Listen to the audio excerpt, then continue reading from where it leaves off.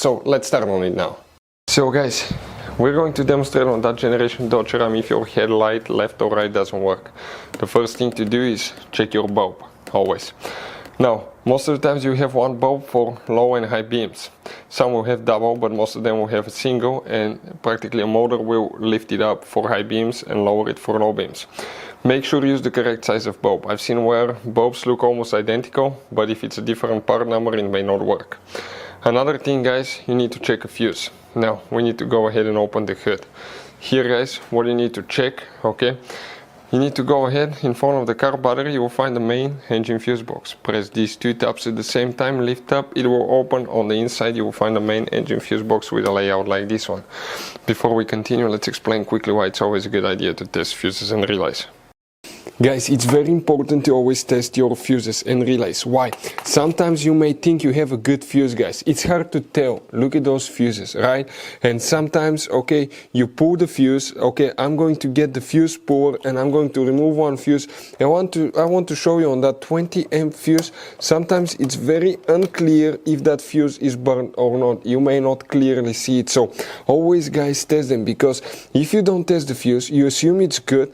You end up spending money, time and diagnostics for problems that do not exist, guys. So you can just waste your money and time. Always test your fuses, always test relays.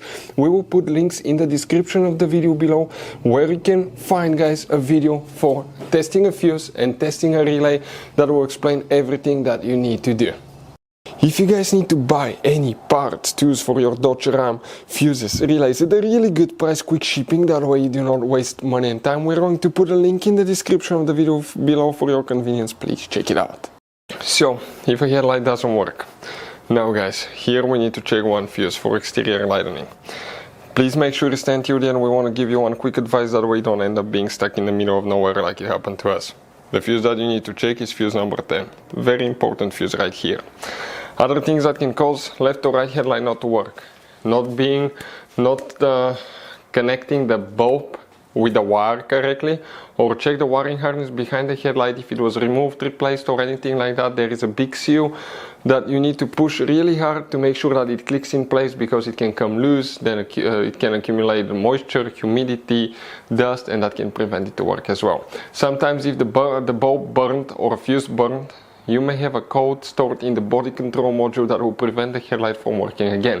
It happened to us one time on a Dodge vehicle, so we had to use a scanner to clear the codes from the body control module, and the headlight was working again with no problems.